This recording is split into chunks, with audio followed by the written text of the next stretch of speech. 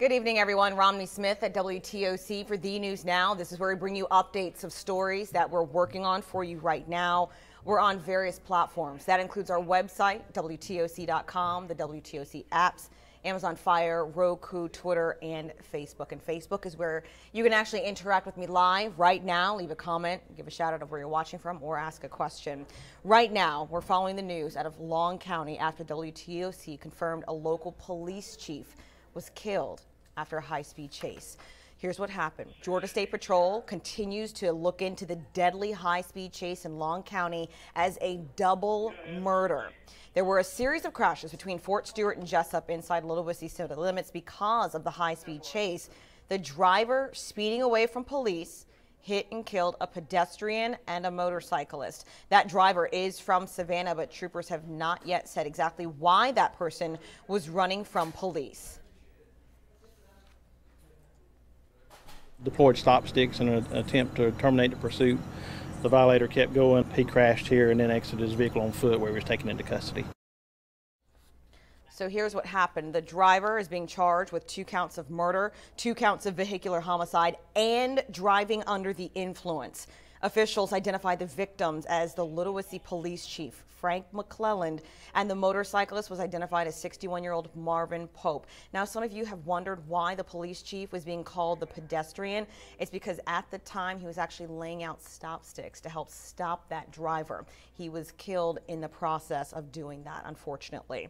The flag at Little Whiskey Police Department is at half staff right now, as well as a beautiful wreath that is now hanging on their front door. WTOC will continue to follow this story. Certainly for our viewers in Long County and the Little Whiskey area, we certainly understand this is a difficult time for you. We never want to hear something like this. I see lots of comments on Facebook, you guys saying this is heartbreaking. He was a good man. This is not a good thing. Sad news. So again, for those of you who are just joining us, I see almost 600 of you watching our Facebook stream alone.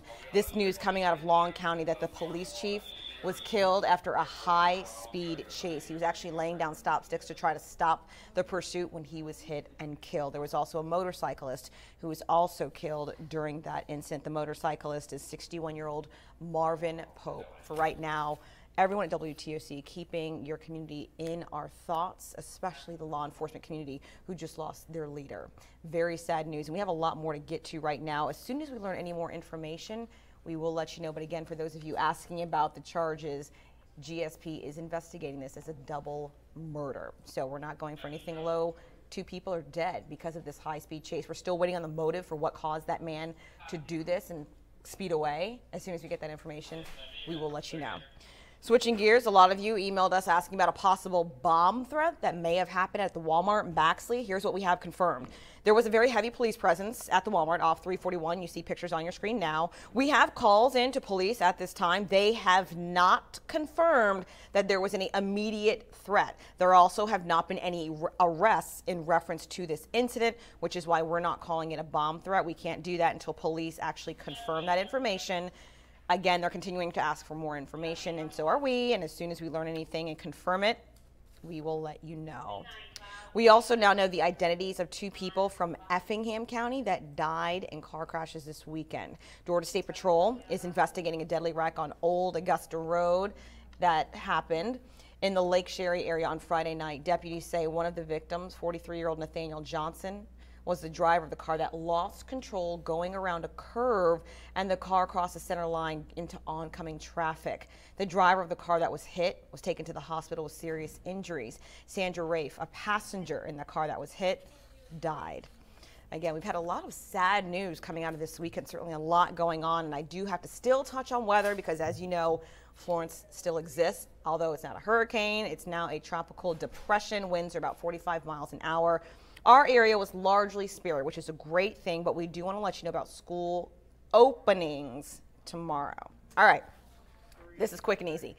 Hampton and Chatham County classes will resume on Monday. So for those of you who are calling WTOC asking about your children, put them on the bus. They have class. Everything's back to normal.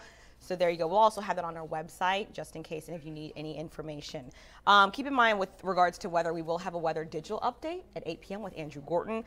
Guys, I want to give you an update because there are some of you still logging on who just didn't catch the top of the newscast. So I want to let you know what our main story is right now, and that's about a high-speed chase that actually killed the Ludowici police chief.